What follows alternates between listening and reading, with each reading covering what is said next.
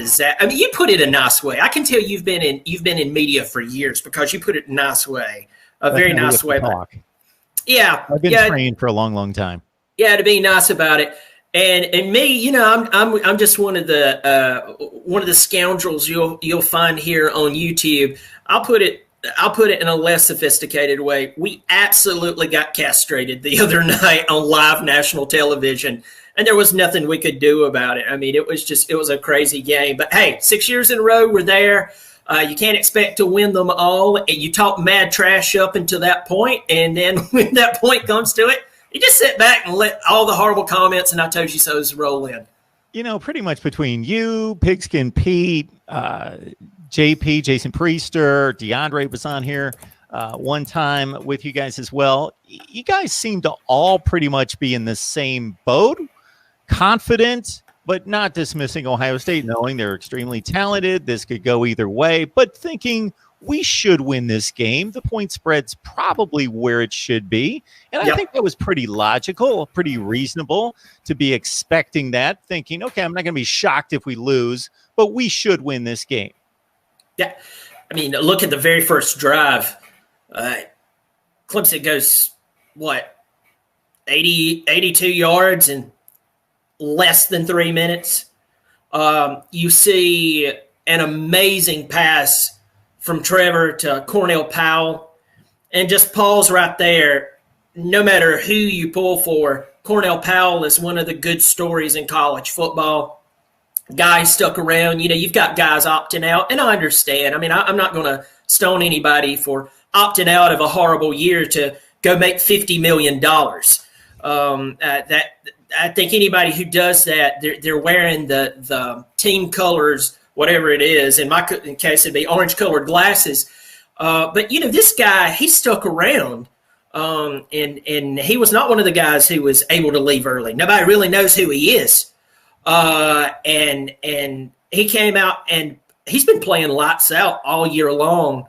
And I was really happy for him. But you see that first drive, and man, I was like, oh my goodness. And during the games, I like to watch games by myself.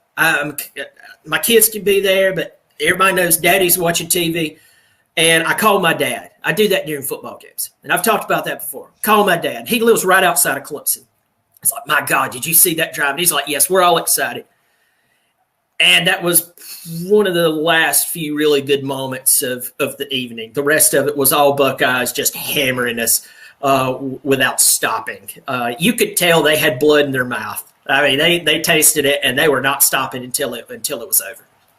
I had to remind my son after that drive. I said, if you remember the Alabama game, I believe how it's pronounced, the Alabama game in 2014 and the national championship game that year against Oregon, they went right down the field and it was 7-0. So I said, we might be okay. Just they've had to work through that first drive issue as a defense a number of times in big games for some reason.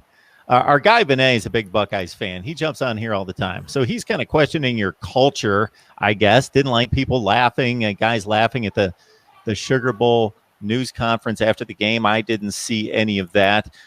Pigskin Pete and I talked about this today because I was hit with this a number of times after the game from callers that suddenly it's just amazing where the narrative goes. You lose one big game. Maybe you don't look so good. You get beat up by an elite team, and suddenly your program's just off the rails. You've seen your better days. You're not coming back. It's just amazing where people go with that. I mean, wasn't it Nick Saban who got absolutely drugged by Utah in a Sugar Bowl? Yep. After he won a national championship? Wasn't it Nick Saban who got beat by a third-string quarterback with Ohio State? I mean, I don't know if it – and I even said it about Saban at that time. I went, maybe things are starting to go down. Because, I mean, hindsight's 20/20, and we're all geniuses then. And people start retracting what they say. But I even thought that. I thought maybe that's the case with Saban, but it didn't happen. And I think with Sweeney's team, as I said, I felt like we were going to win this ball game. I really, and I'll tell you why I felt like we were going to win this ball game was because the focus that we had in the Notre Dame game. You've heard me talk about this for 2 years now, and for anybody who doesn't know me and some of the controversy that surrounds me as a Clemson fan and my alter ego Bobby Durkins, there's a lot of Clemson fans who don't like me because I've been questioning the hunger that Clemson's had over the past 2 years. And I truly felt like we were going to do really well the other night because of there was an intensity they had.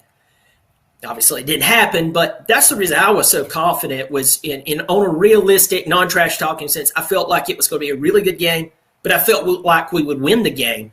And where we're at now, are we falling off the mountain? No, I don't think so whatsoever. The recruiting class is fantastic. We haven't lost any coaches so far. I mean, we still have an off season. The other night was a great wake-up call that, look, last year we skated by with our secondary and still got blistered. Okay, we can't do this anymore. We've got to pull our secondary together. Our offensive line, we lost a lot last year. I mean, we lost like 4 linemen. But we've got to get better there. I had Tristan Lee. He committed to us this week. That was a big deal. But we just have to revamp.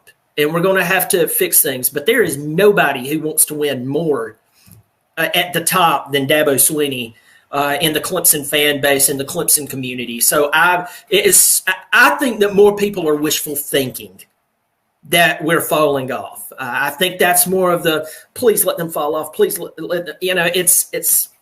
I would be, hey, it could happen. I just don't see it.